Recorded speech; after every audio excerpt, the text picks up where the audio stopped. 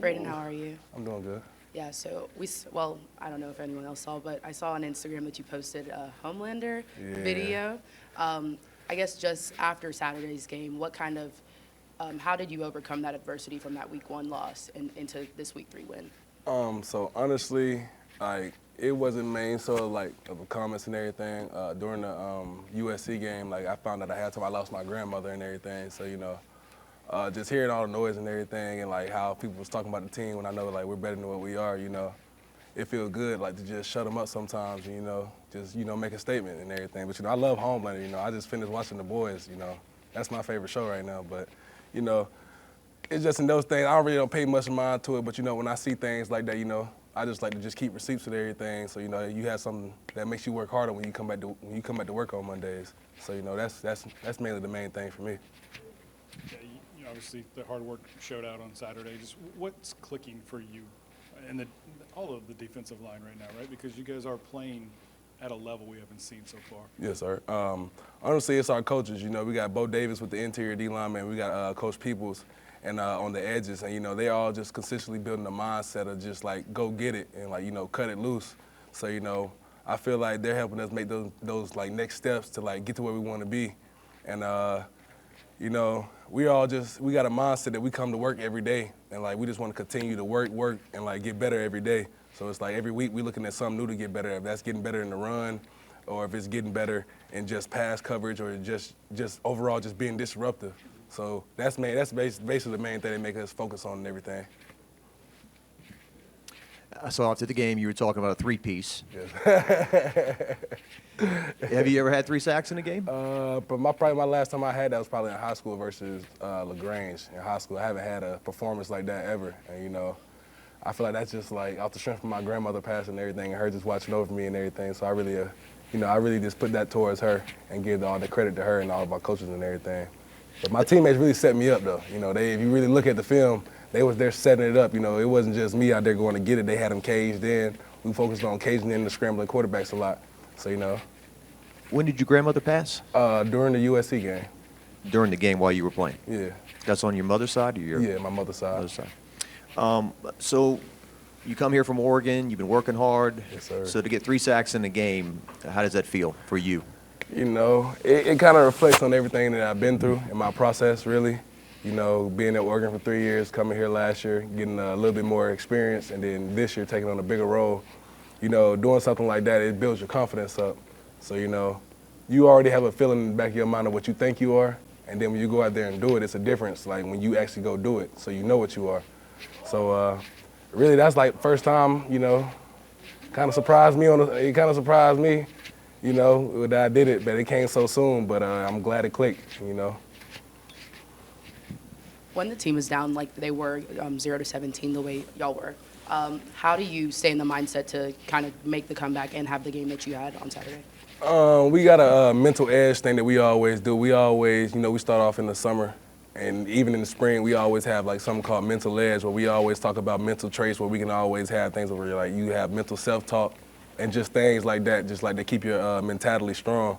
And it's like, as a team, we came together as an offense and defense. If y'all saw like late in the game, when the offense was up, the defense was right there with them. When the defense was up, the offense was like up there with us. So it was really a connected thing. Like we're a real connected team. And, once we got all that together, everything's starting to get together piece by piece.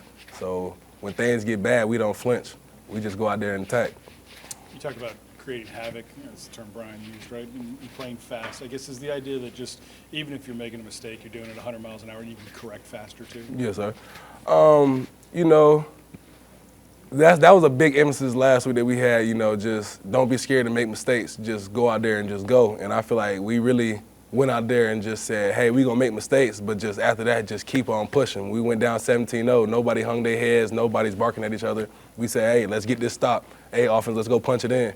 Everybody just have a right mindset. And I think that's what we've been missing for a long time.